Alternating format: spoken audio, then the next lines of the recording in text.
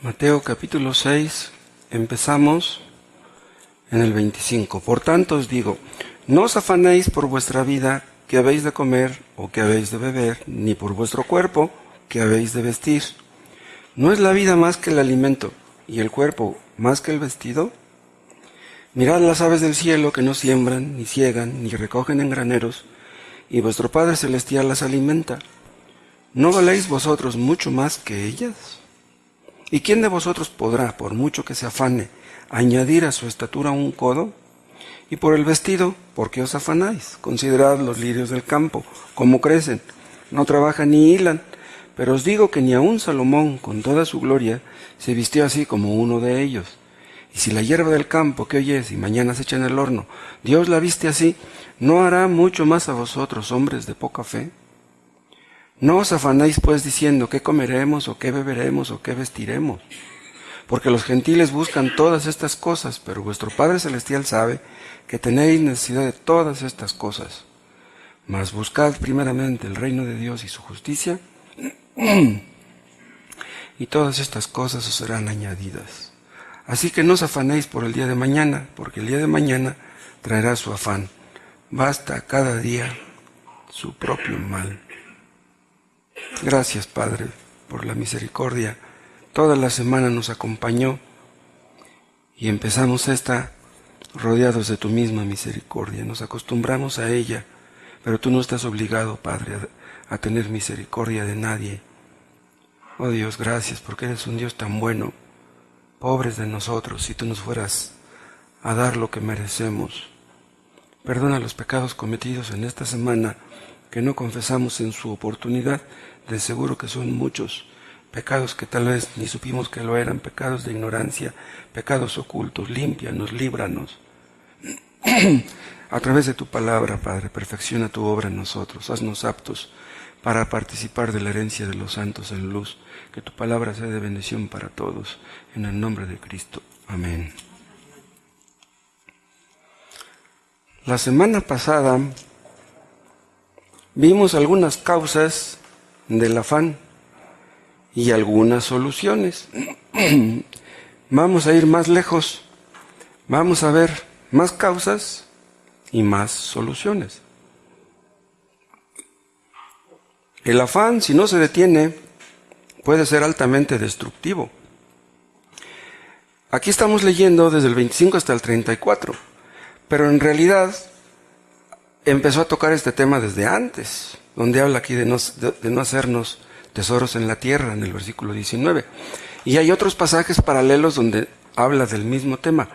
Vean, si Cristo habló tanto acerca de este asunto, quiere decir que es muy importante.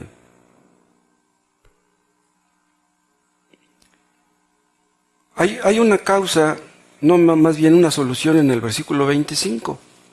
Al final del versículo 25, ven cómo dice, ¿no es la vida más que el alimento y el cuerpo más que el vestido? ¿Qué es más importante? Nosotros nos afanamos por el alimento. ¿Qué vamos a comer? Dice, ¿y el cuerpo más que el vestido? ¿Qué es más importante, el cuerpo o el vestido? ¿Qué es más importante, el alimento o la vida? La respuesta es obvia. La vida es más importante.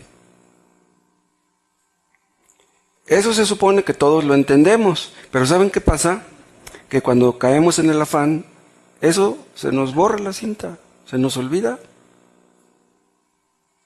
¿Qué es más, la vida o el alimento? Dios es el creador de la vida. Nosotros los seres humanos no podemos crear nada. Si Dios nos ha dado la vida, ¿será posible que no nos pueda dar lo necesario para que esa vida se sostenga? ¿Será posible? Dios diseñó nuestro cuerpo. Vean, nuestro cuerpo es una maravilla.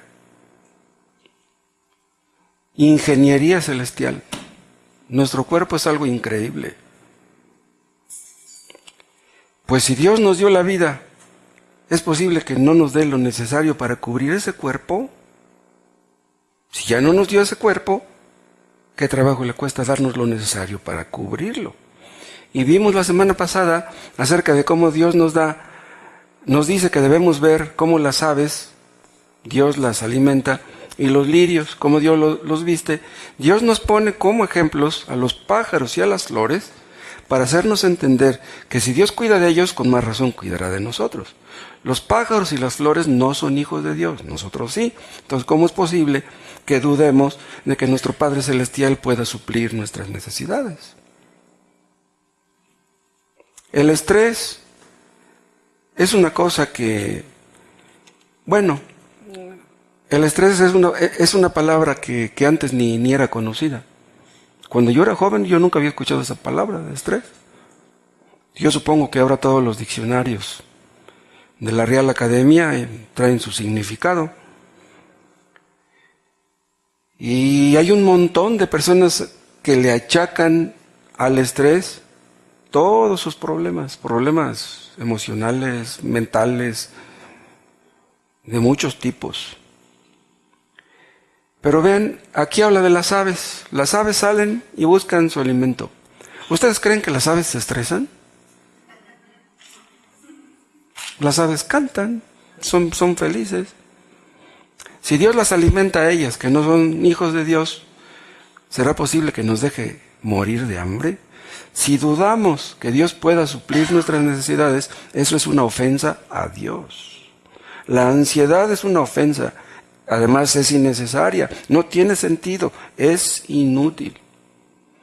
Si ustedes se preocupan porque no tienen esto, porque no tienen aquello, lo único que hacen es perder el tiempo, porque nada ganan con eso. Y eso les afecta físicamente y nada más tenemos una vida.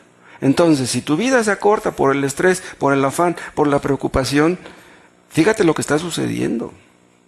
Vimos la semana pasada 3 causas del afán. Cuando fallamos en reconocer el valor de la vida y del cuerpo que Dios nos ha prestado. Y también vimos que cuando fallamos en reconocer que Dios cuida con esmero de los pájaros y de las flores. No es posible que descuide el alimento de sus hijos. Y también cuando fallamos en reconocer que el afán es inútil. Pero hoy vamos a ver otra causa. Es la que está en el versículo 30. Si la hierba del campo que hoy es y mañana se echa en el horno, Dios la viste así, ¿no hará mucho más a vosotros, hombres de poca fe? ¿De quién está hablando aquí Cristo? De los creyentes. No está hablando de los inconversos. O sea, los únicos que pueden tener poca fe son los creyentes verdaderos. Los inconversos no tienen nada de fe. Vean, acuérdense, somos salvos por la fe. Dios no se fija en la cantidad de tu fe, Dios se fija en la calidad. Entonces somos salvos no porque tengamos mucha fe, pero es posible que seamos salvos teniendo poca fe y que pase un tiempo, 1 año, 2, 3, y que sigamos teniendo poca fe, que nuestra fe no crezca. Entonces, puesto que nuestra fe no crece, entonces es que nos afanamos, nos preocupamos y estamos estresados. Aquí está la clave del asunto. Hay una clase de fe que se puede decir que es una fe débil y hay otra que es una fe fuerte. Nosotros los creyentes, ¿cómo es que llegamos a ser salvos? Por medio de la fe, no por una gran cantidad de fe. Entonces, si somos salvos por la fe, si somos hijos de Dios, acuérdense que vimos ese tema de que solamente los creyentes verdaderos son hijos de Dios, entonces, aunque tengamos poca fe, podemos invocar a Dios y decirle, Padre. Para que tú le digas Padre a Dios, no necesitas tener una fe muy grande. Aunque tu fe sea pequeña, tú entiendes que Dios es tu Padre. Te acercas a Él con confianza y tú sabes que Él puede escucharte y puede ayudarte. Es por la fe que nos convertimos en hijos de Dios. Pero vimos, recuerden, que muchos enseñan que todos somos hijos de Dios, pero evidentemente esto no es así. Los que dicen que todos somos hijos de Dios no se basan en la Biblia para decirlo. ¿De dónde sacan eso? Vean, por ejemplo, Martin Luther King, él dijo que Cristo murió, que Cristo lo mataron, porque los judíos no pudieron soportar el universalismo que Cristo enseñó. Vean lo que dijo Luther King. Y agregó, los judíos pensaban que la salvación, que los hijos de Dios eran solamente ellos, los judíos. Pero ellos no querían entender, no querían aceptar que la salvación también era para los gentiles. Dice, entonces, Cristo enseñó que todos somos hijos de Dios, tanto los judíos como los gentiles. Eso es falso. Cristo no enseñó eso. ¿Quieren que les diga una cosa? Martin Luther King no fue verdaderamente convertido. Porque una persona que cree eso no puede ser un creyente verdadero. Cristo no enseñó que todos somos hijos de Dios, al contrario. ¿Qué les dijo a los fariseos? Ustedes son hijos de vuestro padre, el diablo. ¿Por qué no les dijo? Miren, porque vamos a discutir, muchachos. Miren, ustedes son hijos de Dios, pues yo también, pues sigan su camino, yo sigo el mío. ¿Para qué estar con problemas? No, les dijo, ustedes fariseos, hipócritas. Wow. Nadie habló más fuerte que Cristo. A los predicadores que nos acusan de que hablamos fuerte. Nosotros no le decimos a nadie que es hijo del diablo. Cristo enseñó que podemos llegar a ser hijos de Dios por medio de la fe en Él. En Juan 1 dice que a los que lo reciben, a los que creen en su nombre, les dio potestad de ser hechos hijos de Dios. De ser hechos porque no lo eran. Les dio autoridad, les dio potestad porque no la tenían. Es un don, es un regalo. Entonces, si tú eres un hijo de Dios, es porque Dios te lo ha concedido. No lo eras, pero ahora ya lo eres.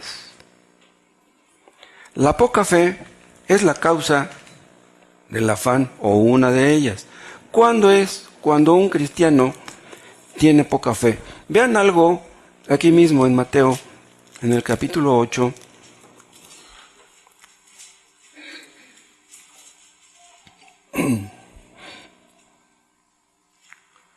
(8:23) Y entrando él en la barca, Jesús, sus discípulos le siguieron. Ven, en un pasaje paralelo dice que Cristo les dijo que subieran a la barca. ¿Sí? O sea, fue una orden de Cristo que subieran a la barca.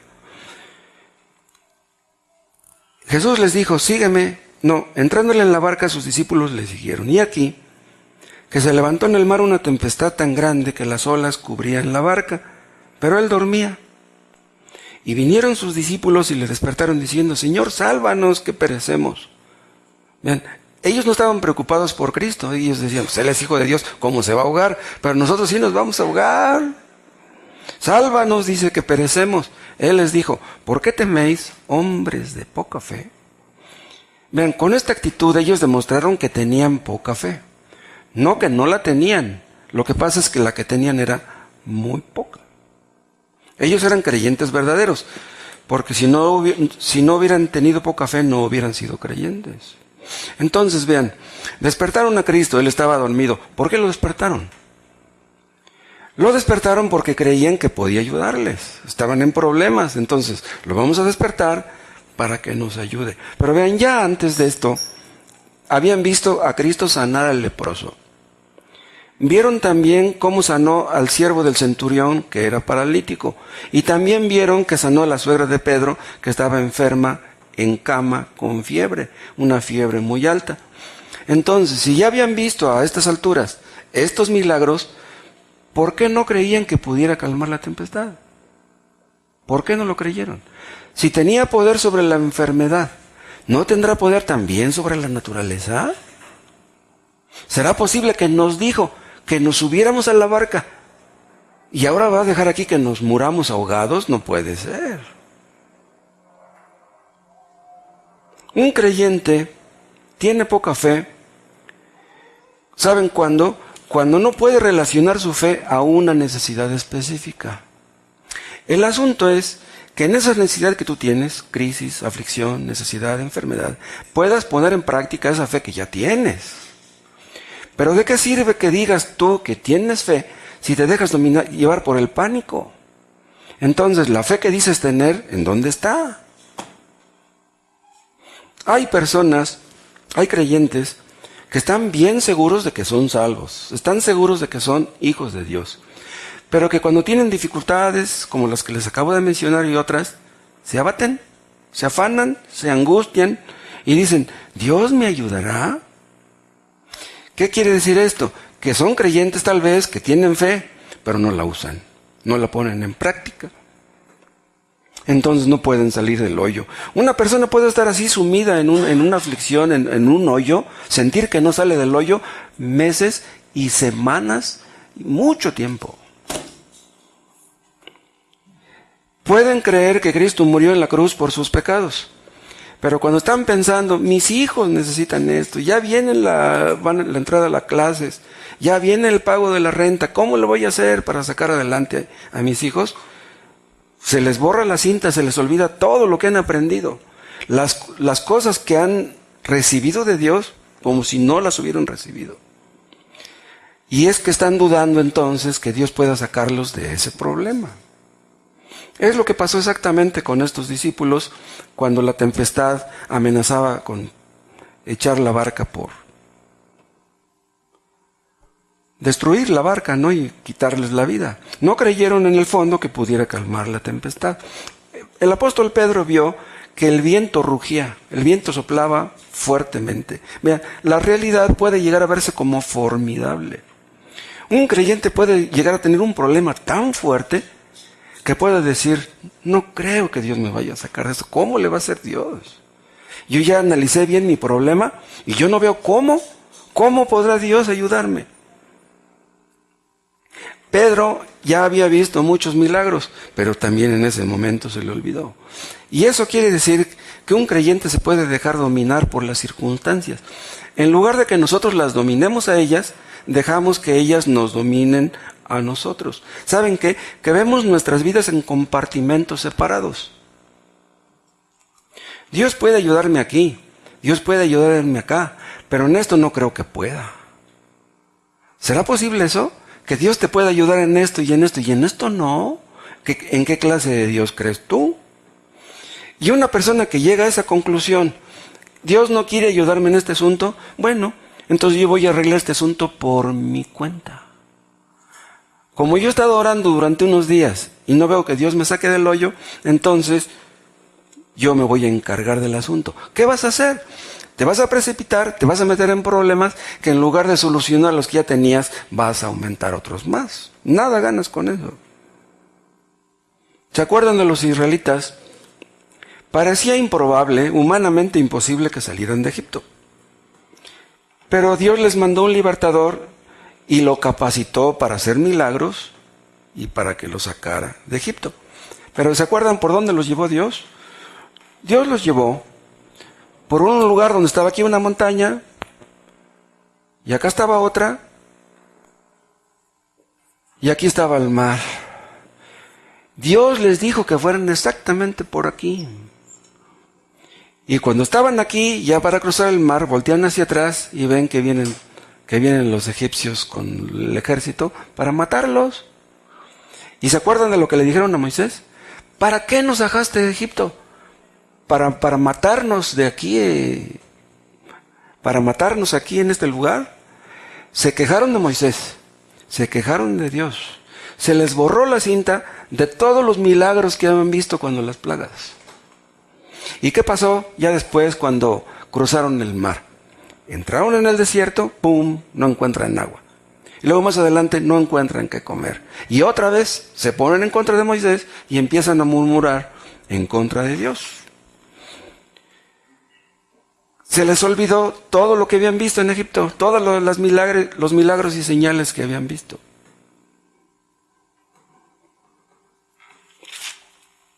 No es posible que Dios haya salvado a un creyente, que Cristo haya hecho tanto en la cruz para salvarle, para que de repente lo abandone a su suerte y que le vaya mal y que a ver que se las arregle él solo. No es posible. Pero vean una cosa, aunque ellos se quejaron, los israelitas, y murmuraron, Dios les sacó agua de la peña, Dios les mandó codornices, y en el desierto duraron en total 40 años, y constantemente se quejaban y se quejaban. Pero díganme, ¿por qué tenían esas dudas? ¿Saben por qué? Porque no se sentaban a reflexionar en lo que ya habían visto. Ven, el problema empieza a nivel mental. Dios trabaja a nivel mental y Satanás también. Nosotros tenemos un archivo grande de textos que nos hemos aprendido de memoria, de promesas que reclamamos como propias. Pero ¿saben qué? Que en el momento de la prueba, todo eso se nos olvida. Todo lo que hemos visto, lo que hemos aprendido, lo que hemos predicado, todo eso se nos olvida. Hemos animado a otros, pero llegamos al punto de estar bien desanimados. Entonces, ¿qué pasó? No nos sentamos a reflexionar, no nos sentamos a meditar en manos de quién estamos, quién es nuestro Dios, quién es nuestro Padre. Vean, el problema empieza aquí. Satanás nos ataca a nivel mental, nos mete dudas. Y esas dudas producen temores. Y los temores producen el afán. Y el afán nos conduce a la ansiedad y a la angustia, a la desesperación, a poder incluso cometer una tontería. Y vean ustedes la importancia de nuestros pensamientos. La clave está aquí, en la mente. Quiere decir que somos irreflexivos por naturaleza. Y ¿saben también qué influye? En el hecho de que durante años nos acostumbramos a pensar como mundanos.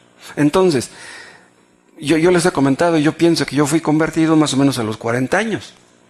Entonces, yo aprendí a pensar mundanamente durante 40 años. Entonces, después de los 40, tengo que aprender a pensar como cristiano. Tengo que empezar desde cero. Tengo que borrar todo el cassette de los primeros 40 años. Y eso cuesta mucho trabajo. Dichosos los que son convertidos en su juventud, porque esos no tienen que estar lidiando con su pasado. Pero ese no es mi caso, y es el caso de muchos de los que están aquí presentes. Dios quiere a rehabituarnos o a acostumbrarnos más bien a pensar cristianamente. A que ya no pensemos como pensábamos antes. Pero el hombre de poca fe no piensa. Se deja intimidar, se siente impotente, derrotado, sin fuerzas, sin ánimo.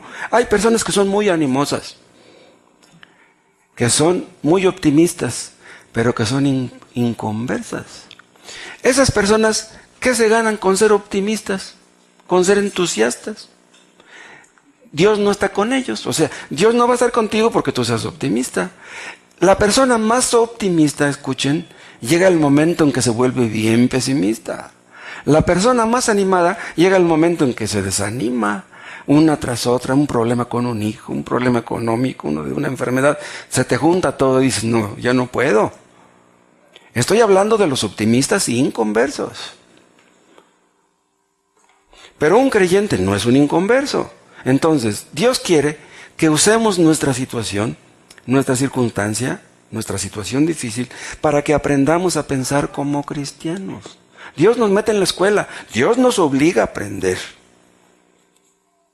Pero imagínense que un creyente está orando y pasan las semanas y no se le quita el problema que tiene.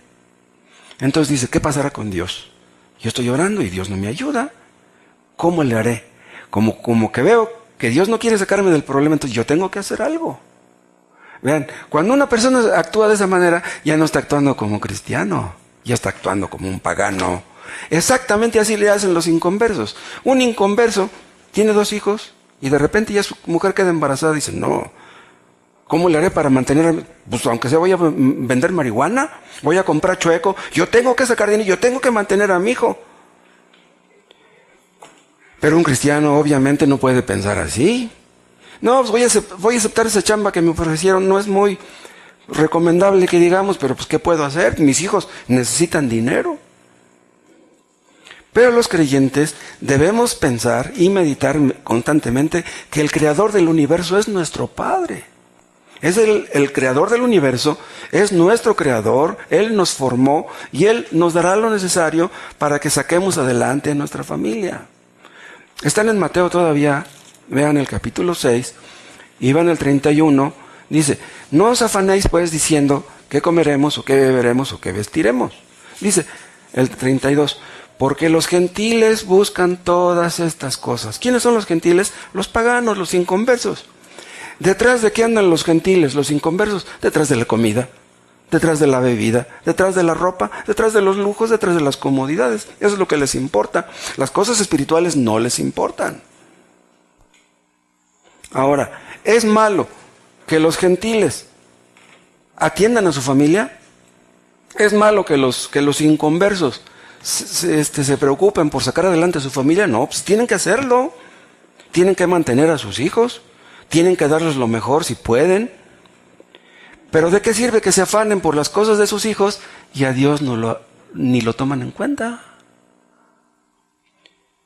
Nosotros, como cristianos, debemos tratar de sacar adelante a nuestros hijos. ¿Qué clase de cristianos somos si los dejamos morir solos, si no los apoyamos, si no les compramos lo que necesitan? Pero eso es lo más importante, no. Lo más importante, lo dice Cristo mismo al final, más buscad primeramente el reino de Dios y su justicia. Lo más importante no son tus hijos, lo más importante es el reino de Dios y su justicia. Pero si tú quieres buscar lo de tus hijos, lo que ellos necesitan, y no te importa ni el reino de Dios ni su justicia, estás cambiando, invirtiendo los términos, y vas a terminar mal, y tus hijos también. Los gentiles se preocupan por lo material, nada más por lo material. Lo espiritual no les importa. ¿Qué dice Pablo acerca de ellos? Que viven sin esperanza y sin Dios en el mundo. A los paganos, a los inconversos, a los ateos, no les importa el más allá, ni creen que haya algo en el más allá. Pero ellos se afanan, vean. Aunque tengan dinero, los inconversos se afanan. ¿Y saben ustedes por qué se afanan? Porque no tienen a quién acudir, pero nosotros sí. Entonces, si ustedes son creyentes y han recibido respuesta a sus oraciones, entonces, ¿por qué se afanan? Nosotros tenemos en quién echar nuestra carga, ellos no lo tienen. Nosotros los cristianos tenemos a alguien que se preocupa por nosotros. ¿Quién es? Dios. Ahora, eso es un decir. ¿Ustedes creen que Dios se preocupa? Dios ya sabe lo que va a hacer con nosotros. Ya sabe qué es lo que nos va a dar. ¿Y cuándo? ¿Y de qué manera? Dios te puede dar poco, te puede dar más, te puede dar mucho. Dios es el dueño de todo. Pero si tú crees en eso realmente, que Él es el dueño de todo y que Él te va a dar lo que sea necesario, entonces no tienes por qué estar afanado. Vean Primera de Pedro, capítulo 5. Primera de Pedro 5, 6. Al final del 5 dice, Dios resiste a los soberbios y da gracia a los humildes. Y luego dice en el 6, humillaos pues, bajo la poderosa mano de Dios, para que los exalte cuando fuere tiempo. O sea, si eres soberbio, bájale. Humíllate bajo la poderosa mano de Dios. Y dice el 7, echando toda vuestra ansiedad sobre Él, porque Él tiene cuidado de vosotros. Si ustedes relacionan este versículo 7 con lo que dice en el 6 y al final del 5, pueden darse cuenta que esta ansiedad que menciona en el versículo 7 es producto de la soberbia. O sea, el cristiano ansioso, afanoso, es así por su soberbia, porque crees que vales mucho. Es como el niño que le hace un berrinche a la mamá, que cree que la mamá está obligada a darle para que se compre sus chetos. Entonces, le hace el berrinche, ¿por qué? Porque cree que vale mucho. Mi mamá me consiente, mi mamá me quiere, tiene que darme para mis chetos. ¿Ah, sí? Pues sigues insistiendo, hijo, te voy a dar tus nalgadas, que chetos, ni que nada. Cuando nosotros le exigimos a Dios cosas, estamos actuando como niños berrinchudos. No queremos sujetarnos a lo que Él dice, queremos que Él nos atienda como si nosotros fuéramos los importantes. Ahora, aquí en el versículo 7 dice, echando toda vuestra ansiedad. ¿Saben cómo dice en la versión antigua? ¿Cómo dice Cristian? Echando toda vuestra solicitud. Pero aquí la palabra ansiedad está bien traducida. ¿Sí? O sea, ansiedad y solicitud son sinónimos. Entonces, si tú te dejas dominar por el miedo, si tú te dejas llevar por el pánico, estás actuando como un pagano, estás actuando como un hombre que no tiene Dios. Ahora, se supone o se presupone que todos los creyentes creemos que Dios es soberano, que Él lo decretó todo desde la eternidad. Él decretó que yo tuviera padres. ¿Qué clase de padres fueron? ¿Qué clase de educación me dieron? Si pudieron darme educación o no. Si pude estudiar, terminar una carrera o no. Eso lo decidió Dios. Eso lo decretó Dios. No yo. Entonces, si Dios lo decretó todo, y en su providencia hace que sus decretos se cumplan, entonces yo tengo hoy, en mi casa, lo que Dios quiso que tuviera. Y nada más. Entonces, si tú miras tu casa y la ves como muy pobre en comparación con la del vecino que ya entraste y ves sus lujos y comodidades, tú tienes lo que Dios quiso darte. Si tú crees en sus decretos, en su soberanía y en su providencia, Agacha la cabeza, humíllate y dale gracias a Dios por lo que tienes, en lugar de estarte quejando. Otra cosa, Dios es omnisciente. Dios sabe lo que va a ocurrir mañana. Vean la gama de sus atributos: su poder, sus decretos, su soberanía y su sabiduría. Dios sabe qué sucederá mañana. ¿Por qué sabe Dios lo que va a suceder mañana? Porque Él decretó lo que va a suceder mañana. Lo que va a suceder mañana no es sobre de la casualidad. Supongamos que mañana Corea del Norte le declara la guerra a Estados Unidos, o Irán, o Rusia. Es porque así Dios lo quiso. Una guerra de esa envergadura traería un problemón a nivel mundial. Pero Dios sabe lo que hay detrás de eso. Dios sabe lo que ocurriría. Pero vean, Dios todo lo controla. Todas las cosas ayudan a bien a los que aman a Dios. ¿Por qué? Porque Dios tiene todas las cosas en sus manos. Entonces, cualquier cosa que tú tengas, que te esté ocurriendo, Dios la tiene en sus manos para tu bien. Si tú crees que es para tu bien, tú te humillarás y le agradecerás a Dios esa situación. Vean, otra vez regresamos al asunto de los israelitas en Egipto.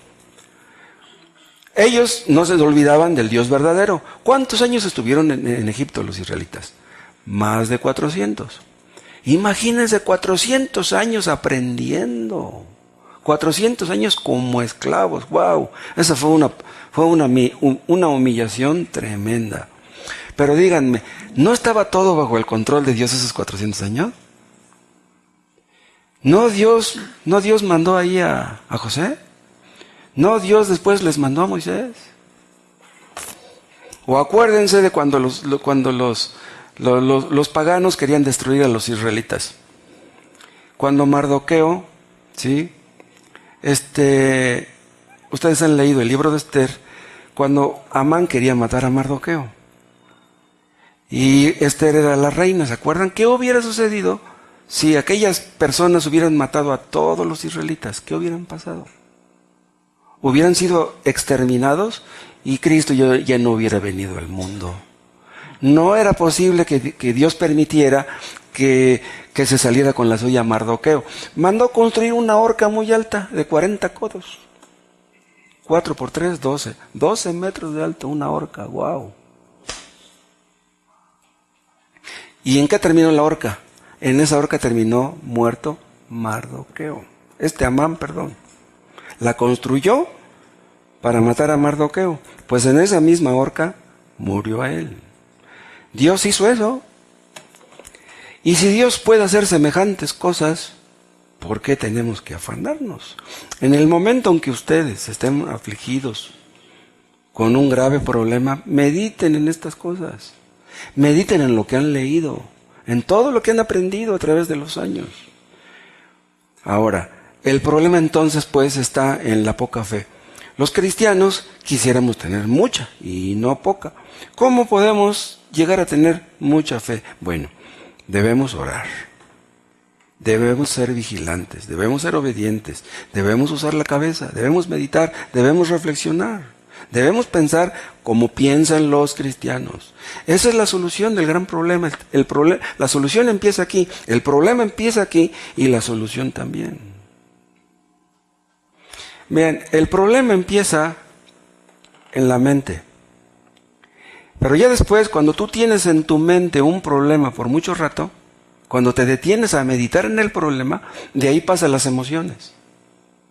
Entonces ya el problema ya no nada más está aquí, está acá. Entonces te llenas de pánico. ¿Y qué pasará después? El problema es que llega la voluntad. Cuando un problema llega a la voluntad es cuando vas a cometer una locura. En lugar de sujetarte a lo que Dios dice, vas a hacer lo que tú digas. Y es cuando te vas a meter en graves problemas.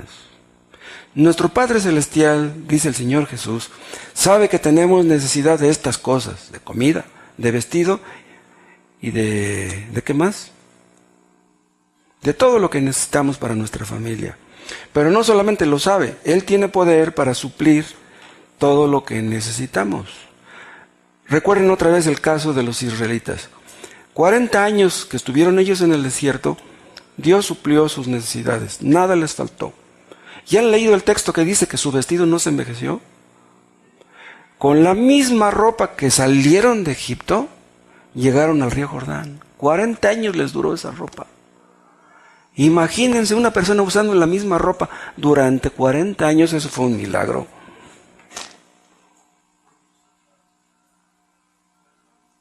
Y no creen ustedes que entre ellos iban sastres y que llevaban ropa para que les hiciera ropa nueva. No.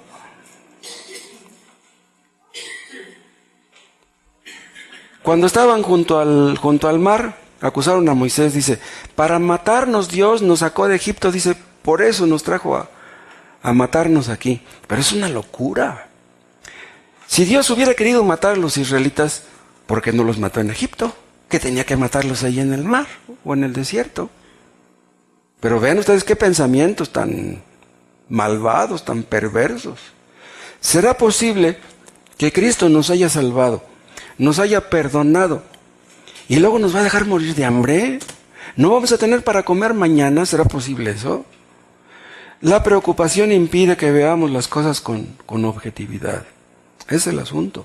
¿Y saben qué pasa? Cuando ustedes están preocupados, no pueden concentrarse en la oración. No pueden orar. Tratan de orar, pero su mente divaga. Su mente va de una cosa a otra. Pero en lugar de estar en Cristo, está en un montón de cosas.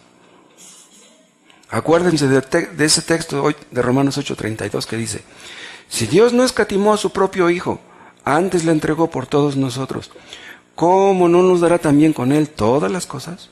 O sea, todas las cosas que necesitemos. Apréndanse ese versículo de memoria. Ese versículo les puede sacar de un apuro. Si Dios no escatimó ni a su propio Hijo, antes le entregó por todos nosotros, ¿cómo no nos dará también con Él todas las cosas? Si ya nos dio lo más valioso, que era Cristo, que era su Hijo amado, ¿cómo no nos va a dar lo demás? ¿Ustedes creen realmente que Cristo murió por ustedes, que derramó su sangre por ustedes?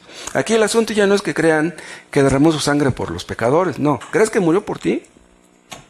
¿Lo crees realmente?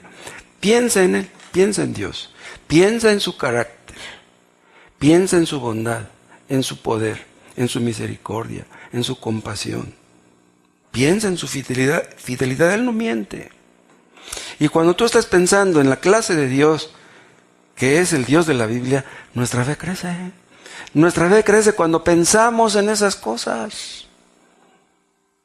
Entonces, quiere decir que un hombre que tiene una fe fuerte, que ya no tiene poca fe, sino que ya tiene mucha, entonces, ¿ya nunca se va a deprimir? ¿Nunca va a estar preocupado? No, tampoco podemos decir eso. ¿Quieren que les diga algo? Un día un creyente puede tener mucha fe, y el día siguiente tener menos, y otro día mucho menos. De repente, ¡pum!, las cosas cambian. Pero ¿qué tenemos que hacer en casos como ese? Vean lo que dice David en el Salmo 56. Salmo 56, 3. En el día que temo, yo en ti confío. ¿Quién dijo esto? David. ¿Cuándo lo dijo? Cuando los filisteos lo prendieron en Gat. Es lo que dice el título.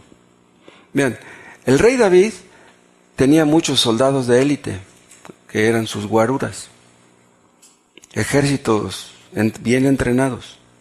Pero aún así él reconoce que teme, que tiene temor. Dice, en el día que temo, o sea, cuando llega el caso de que yo tenga un temor, ¿qué es lo que hago? Dice, yo en ti confío. Vean lo que le dice a Dios. No niega David que él tenga temor. Pero en esos momentos dice, yo no pienso en mis temores, yo pienso en ti, yo pienso en Dios. O sea, no nos doramos la píldora los cristianos diciendo que nunca tenemos temores de ningún tipo. No, a todos nos puede sobrevenir un temor, si no es de una forma, es de otra. Pero ¿cómo le hacemos los cristianos? Pues como lo hace David. Aprendemos a confiar en nuestro Dios. Este versículo también es un versículo que debiéramos aprendernos de memoria. En el día que temo, yo en ti confío. El asunto no es confiar en nosotros, ni en el compadre, ni en el banco HSBC porque te puede hacer un préstamo. No, el asunto es confiar en Dios. David era un hombre valiente. Quiere decir que cualquier cristiano puede tener un temor. Por muy valiente que tú seas, puedes tener temor. Pero ¿qué vas a hacer con ese temor? Tienes que decidir confiar como hizo David. Es una decisión que tú tomas. Yo no decido temer, yo decido confiar.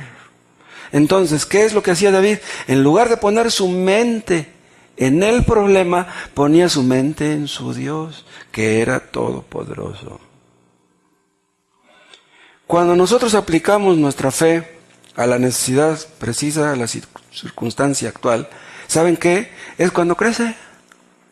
O sea, la prueba es enviada por Dios para que tu fe crezca. Entonces, en lugar de estarte lamentando, ejércela, ponla en uso y esa fe va a crecer.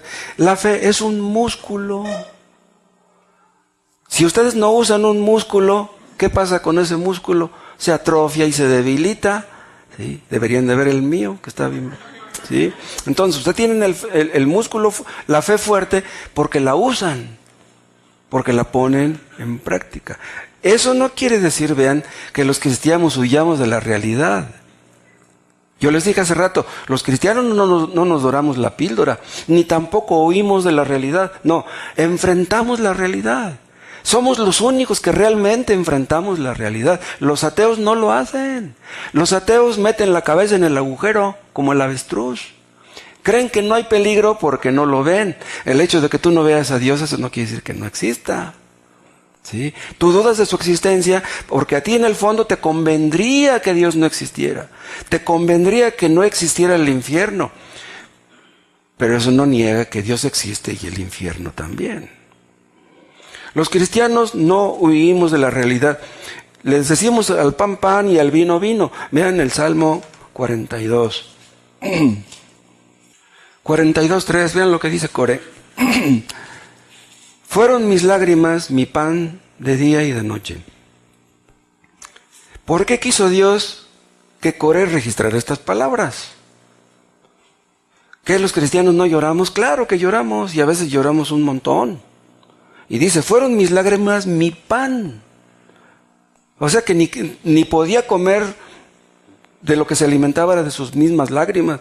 Y no solamente de día, sino también de noche. ¿Qué quiere decir? Que ni podía dormir. ¿Cómo sería su aflicción? Y luego dice al final, mientras me dicen todos los días, ¿dónde está tu Dios? Ahí está. Tú dices que eres cristiano. A ver, ¿por qué Dios no te ayuda? Y dice, y vean lo que dice después en el 5. ¿Por qué te abates, oh alma mía, y te turbas dentro de mí? Espera en Dios, porque aún he de alabarle, salvación mía y Dios mío. ¿Por qué te preocupas, Moisés? ¿Por qué te turbas? ¿Por qué te confundes? ¿Por qué te preocupas? Ya le alabaste antes, le vas a alabar todavía. Que Dios nos muestre, hermanos, que el afán es un pecado.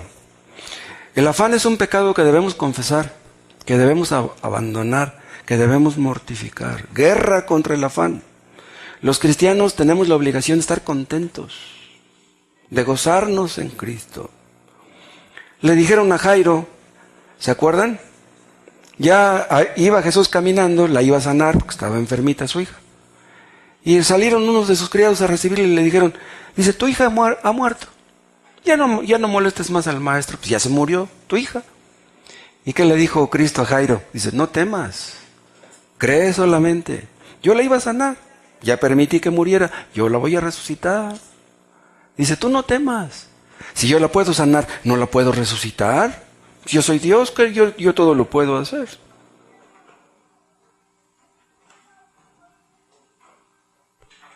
Existen ateos que no se preocupan,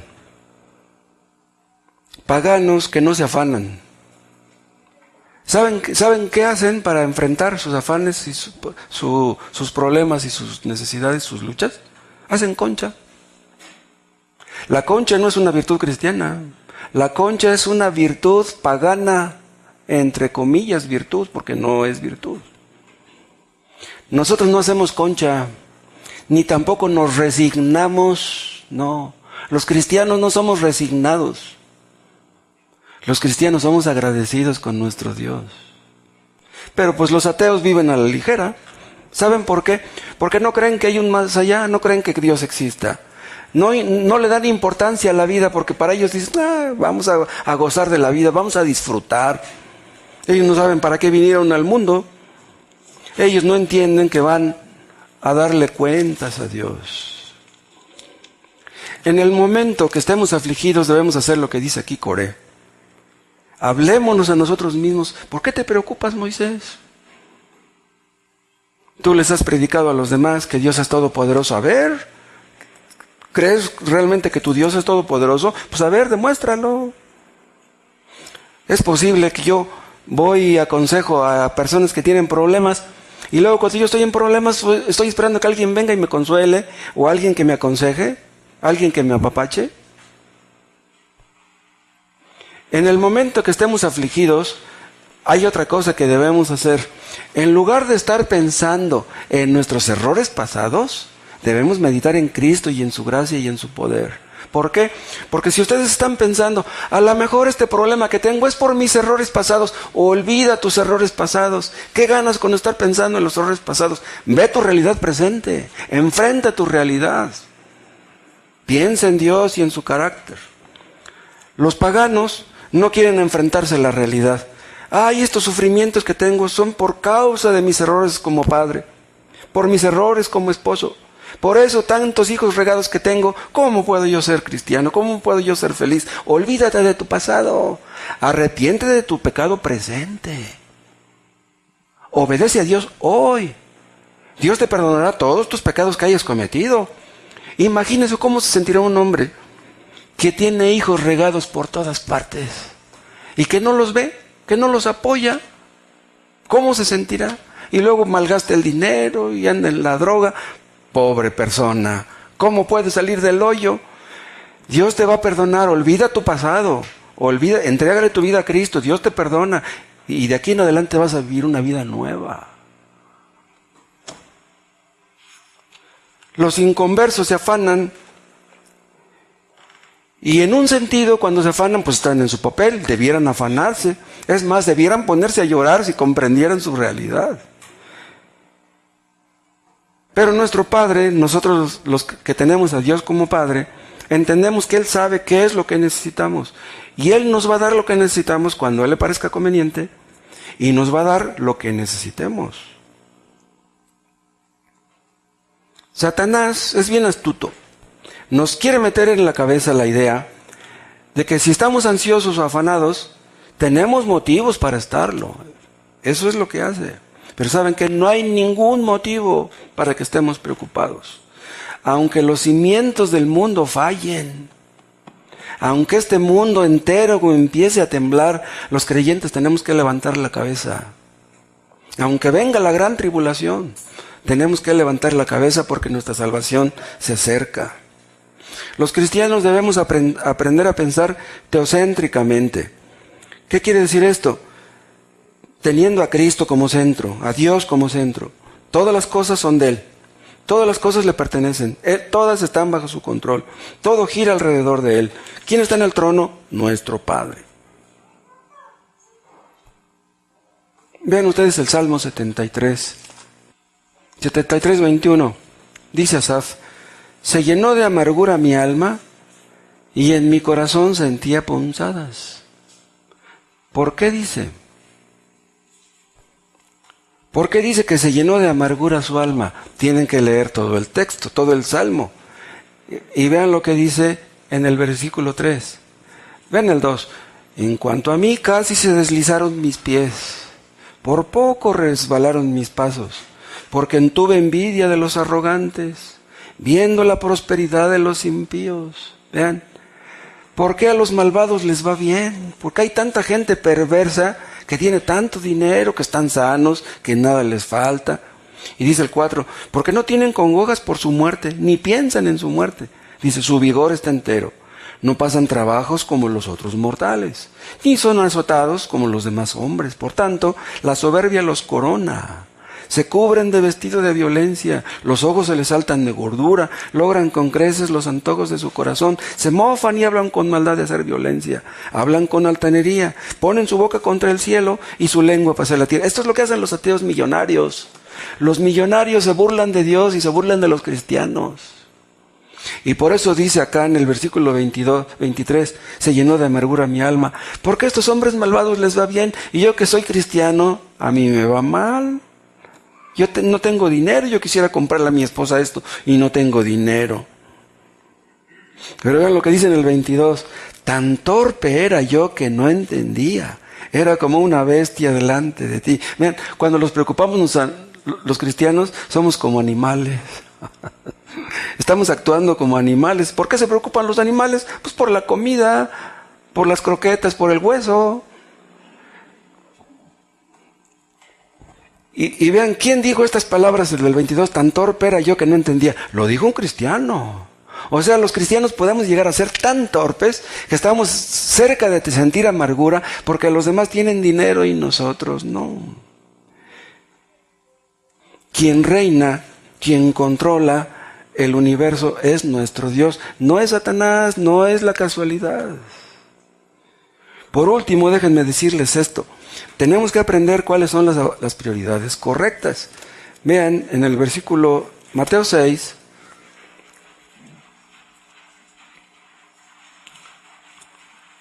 En el 31 y en el 32 habla de que no nos afanemos.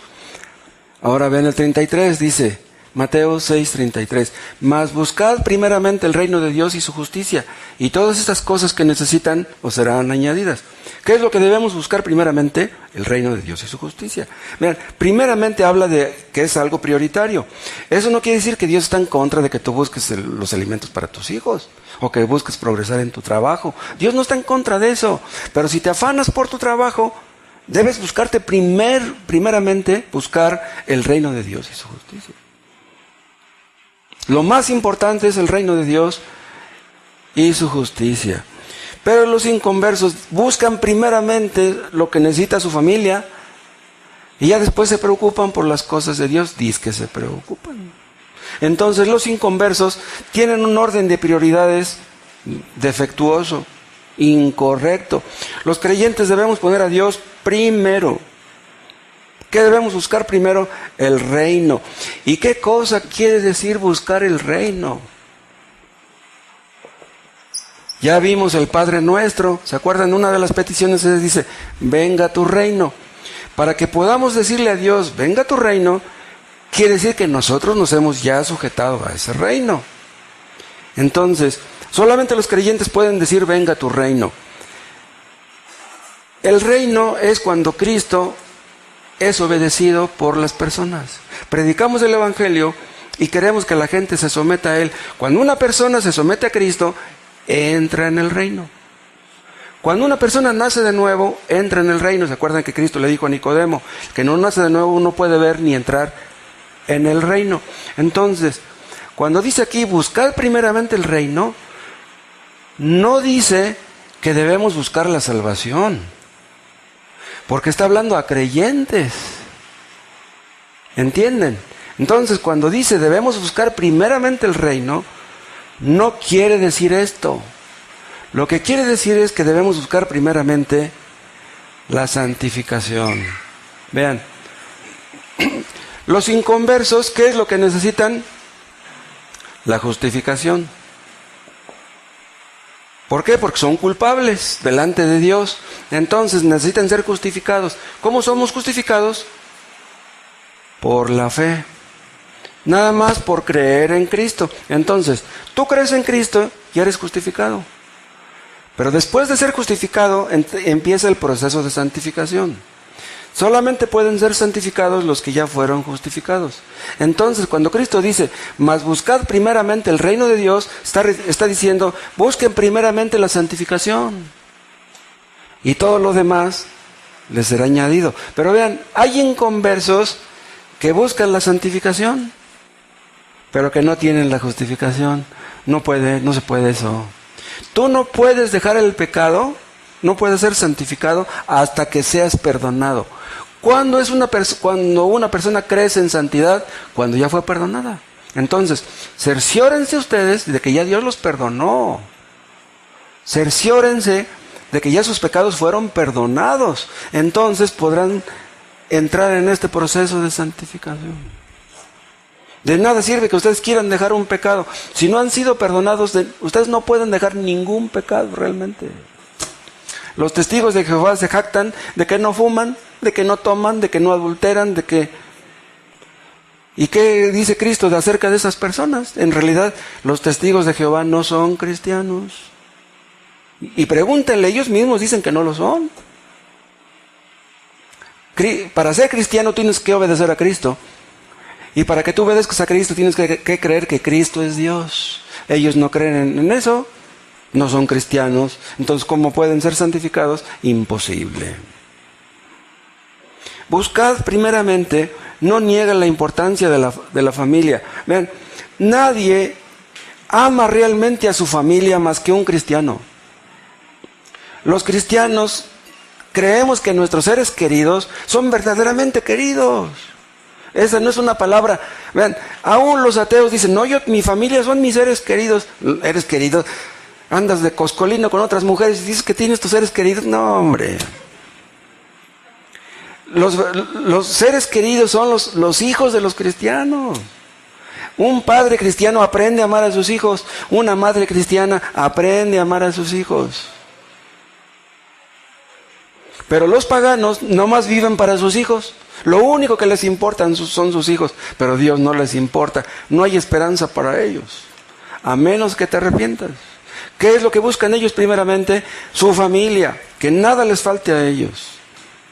Nosotros debemos buscar algo diferente. Busca el reino. Y si ustedes hacen eso, ya no se van a afanar, ya no se van a angustiar. ¿Saben qué? Muchas veces nuestros afanes vienen, ¿saben por qué? Porque en lugar de pensar en los demás, estamos pensando en nosotros. ¿Y cómo le haré? ¿Y qué va a ser de mí? ¿Y qué va a ser cuando yo sea viejo? No tengo afores, no tengo dinero en el banco. ¿Qué va a ser de mí? Olvídate de eso. Tú pon tus ojos en Dios. Otra cosa, ahí donde dice buscad primeramente, es una orden. No es una sugerencia. Es una orden del Rey del Reino. Es una orden que tenemos que obedecer. Entonces no podemos zafarnos del asunto. Debemos poner en orden nuestras prioridades. Y eso implica un esfuerzo deliberado. ¿Sí? Eso implica un esfuerzo. No nada más es cuestión de pensar. El pensar debe de conducirte a actuar. Debes cambiar tus pensamientos. Debes cambiar tus actitudes. Entonces hay otras opciones. ¿Sí? Cuando dice primeramente, hay otras, no niega que las haya. Debe haberlas. Pero ¿cuál es tu prioridad principal? ¿El reino? ¿Te importa realmente Cristo? ¿Te importa tu santificación? ¿Te importa la obra de Dios en tu corazón, en tus hijos? ¿Quieres que tus hijos sean salvos? Hay padres que dicen, ¿qué le voy a dar a mi hijo? No tiene para comer. Ya necesita zapatos, ya necesita un pantalón, ya necesita ropa, unos pants. ¿Y no te preocupa que tu hijo no salvó? Lo que debe de importarte es el alma de tu hijo antes que su cuerpo. ¿De qué serviría que tu hijo tuviera juguetes caros y ropa cara y va a terminar en el infierno? Háblale de Cristo a tu hijo. Yo conocí un hombre que me dijo un día, yo no le voy a inculcar ninguna religión a mis hijos. Cuando ellos crezcan, que ellos agarren la religión que a ellos les parezca conveniente. Le digo, eso es absurdo. ¿Y saben quién me dijo? Es un médico. Le digo, oiga, doctor, si usted ve que su hijo, pequeñito, de 1 año, anda gateando, y hay ahí excremento de un perro, y el niñito va a agarrar el excremento, ¿usted lo dejaría? No, dice, pues yo quito el excremento y yo limpio ahí para que mi hijo no se exponga al peligro. Fíjese, ¿por qué hace usted eso, doctor? Porque le importa el cuerpo de su hijo, la salud física de su hijo. Entonces le preocupa su cuerpo y no su alma. ¿Qué es más importante, el alma de nuestros hijos o su cuerpo? Te afanas porque no tienen de comer. ¿Y su alma qué? ¿Nunca les hables del evangelio? ¿No les dices que busquen a Dios? Si no buscan a Dios, no lo van a buscar. Si tú no lo buscas, ¿cómo lo van a buscar ellos? Si tú no eres salvo, ¿pedirás que sean salvos ellos? Imposible.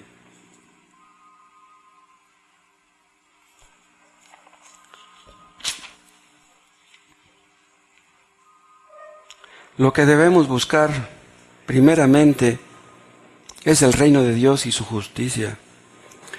¿Pero qué quiere decir esto? Su justicia. Hace poco vimos acerca del reino. El reino de Dios y su justicia. Vean, esta palabra es una palabra súper importante. Y según la palabra de Dios hay dos clases de justicia. Una, que es la justicia imputada, y otra, que es la justicia impartida.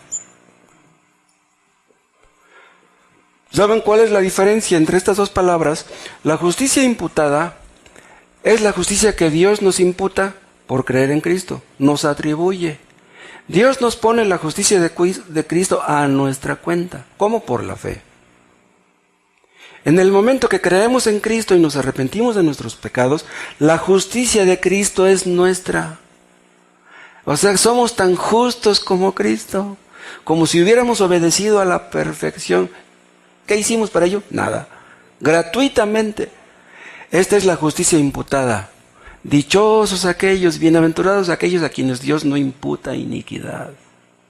¿Por qué no les imputa iniquidad? Porque Dios les imputa la justicia de Cristo. Abraham, Isaac y Jacob, ¿de cuál justicia se agarraron para llegar al cielo? ¿Su propia justicia? No.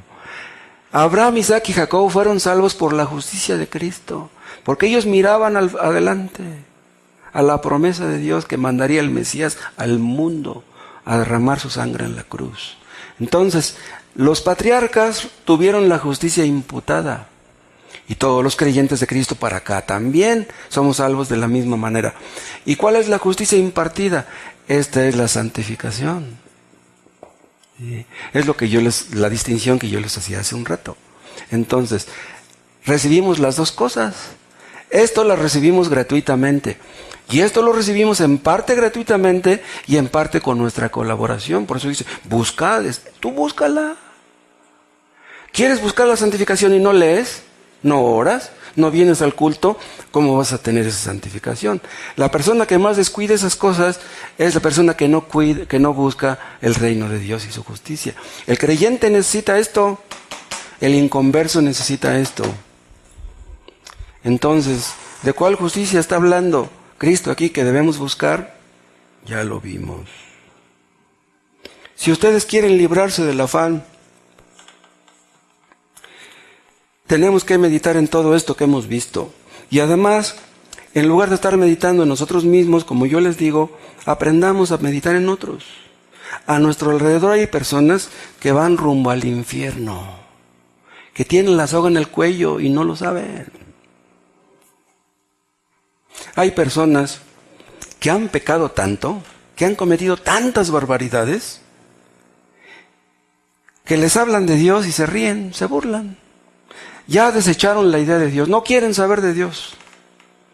El otro día supe del caso de un famoso asesino serial allá en los Estados Unidos, que le iban a inyectar la inyección letal. Debía muchas muertes. ¿Y qué creen? Que cuando ya lo iban a inyectar, estaban ahí muchos familiares de los que habían muerto a sus manos, querían presenciar la muerte del asesino aquel. ¿Y qué creen? Antes de que lo sentaran para inyectarlo, pasó junto a todos ellos, los parientes de los que había matado, y se burló de todos y los ofendió, les dijo de cosas. Ya lo iban a matar y todavía ofendiéndolos a todos. Ustedes, así. Y lo estaban matando, lo estaban inyectando y él pegando las carcajadas. Dijo, wow. Es increíble. Bueno, se divirtió un rato, pero ya no se está divirtiendo.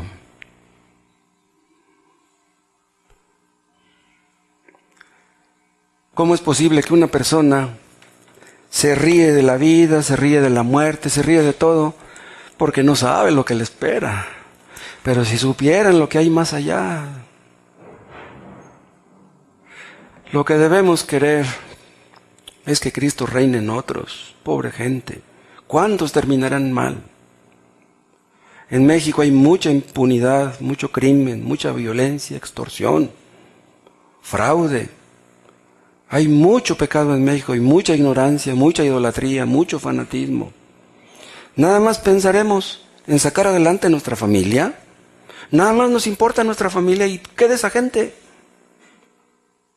Me estaban diciendo hace rato que en Ecatepec hay 3 millones de habitantes. Yo ni sabía eso. Yo sé que en Nesa hay 1,25 millones.